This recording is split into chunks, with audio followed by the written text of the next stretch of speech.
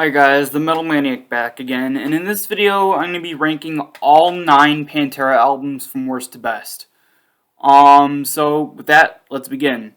Number 9, the worst Pantera album in my opinion, and that's Cowboys from Hell. Yeah, I have no idea why the hell people think this is a great album, or even a good album. Cowboys from Hell is their worst album. Very, very poor production, very sloppy instrumentation, and Phil Anselmo's vocals are horrendously bad. Honestly, this is really, even though, I'm not a huge fan of their 90s and early 2000s stuff, this is their only album out of anything that I think is legitimately terrible. Like, it's just a very hastily put together album that is just very poorly made in every single way. But yeah, Cowboys from Hell is number 9. Alright, number 8. Number 8 is the Great Southern Trendkill. This one, not a bad album, but definitely one that's very forgettable. It just doesn't stand out, and it also is not a style of metal that I like one bit. A lot of their 90s and early 2000s stuff is like that. Just very standard, cookie cutter, boring new metal slash, industrial, and it's just not good. I mean, it's not, like, bad, but it is not good in a sense that it's just very boring and, very boring and very cookie cutter, in an aspect of it being, just, I guess, just not, it's very, what's the word I'm looking for? Bog standard. Very cookie cutter, bog standard, just typical 90s, early 2000s-ish new metal slash industrial, and it's just boring and not interesting in any way. Anyway, yeah, that's at number 8. Number 7. Number 7 is Vulgar Display of Power. Another one that is technically not a bad album, but a very substandard, cookie cutter formula, very boring industrial slash new metal album. It just is. Like, it's another one that is just not memorable and is very forgettable and is just another one that they put out there that doesn't seem like they tried any sort of they didn't care about it one bit, and just another album to throw out there to make money. Anyway, number 6. Number 6 is Reinventing the Steel. Again, it has the same problems as the other ones on this list. Very cookie cutter, very boring, very typical. Just, again, pretty much the same problems I have with the other ones. Alright, number 5. Number 5 is Far Beyond Driven. Okay, here we're getting closer to something good. Like, this isn't a good album, but Far Beyond Driven does have some really memorable, very heavy guitar riffs throughout that I do really like. But that's really the only thing I like about this album. Far Beyond Driven, again, I don't like the vocals, I don't like the production, I don't like, most of the instrumentation, again, other than the very cool guitar riffs.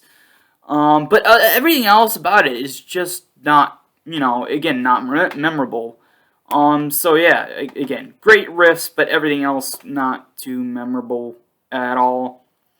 Alright, now we're getting, again, closer to the good stuff. Number 4 is Projects in the Jungle. This is the weakest album out of their 80s stuff. I mean, you get a few pretty good songs. All Over Tonight, the instrumental, Blue Light Turning Red, Like Fire, and in Over My Head, and to a certain extent, the title track Projects in the Jungle. But even though they're not great songs. There's like, I mean, I guess you could say like Fire is one, but these songs, even though there's a couple decent songs on here, they're not great songs or good songs. They're just decent songs, songs that I do enjoy to a certain extent. But that's really about it. Like, most of this album is very boring. Like, Heavy Metal Rules, Only a Heartbeat Away, Killers, Taking My Life, and Out for Blood are very forgettable. Again, the other songs that I mentioned before are decent. Not good, not great, just decent. But yeah, it's definitely the weakest out of their 80s stuff, and they could have done so much better.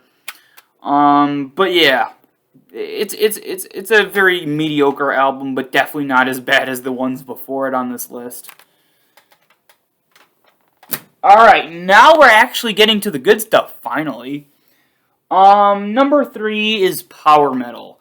This is the only good album with Phil Anselmo on vocals. Like after this, going into the rest of their discography is just nothingness, in terms of my opinion. But here, Phil Anselmo has these really cool, sort of Rob Halford inspired vocals that are actually pretty good.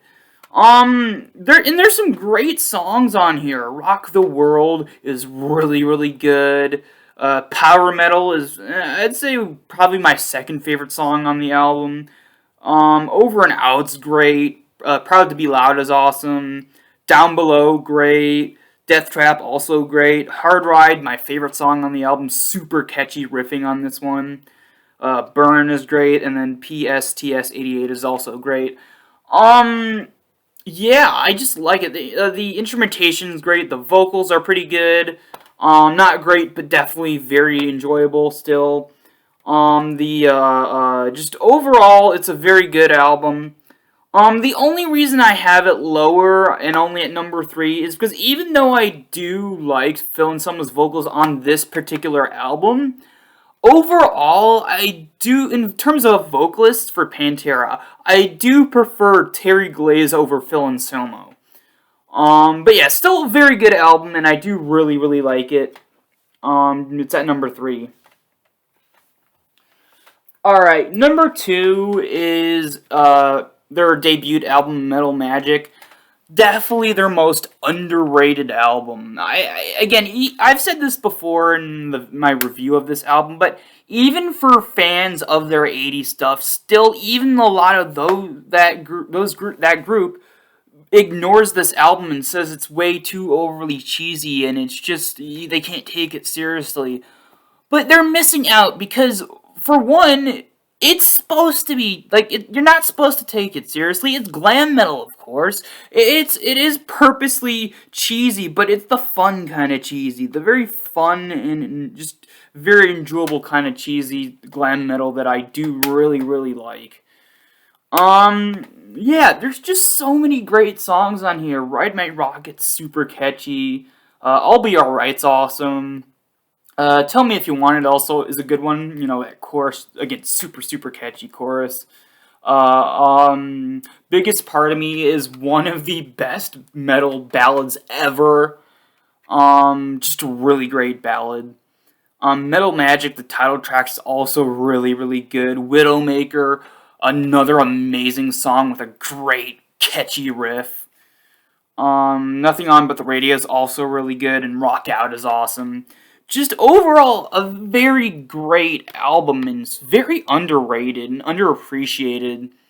But yeah, Metal Magic is at number 2. And number 1, my favorite Pantera album of all time, and what I consider the best Pantera album, is of course I Am the Night. Terry Glaze's shining moment. I think his best vocal performances on these albums. On this album. Come on. You got songs like Hot and Heavy, Onward We Rock, DGTTM, the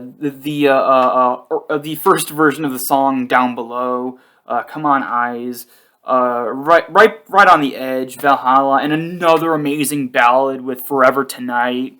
Just a very, very well crafted, well put together, memorable, awesome album. Just yeah, I absolutely love it. And yeah, for me, this is their best album ever, and it's at my number one spot. Alright, so that's it for this video. Hope you guys enjoyed, and I will see you all next time.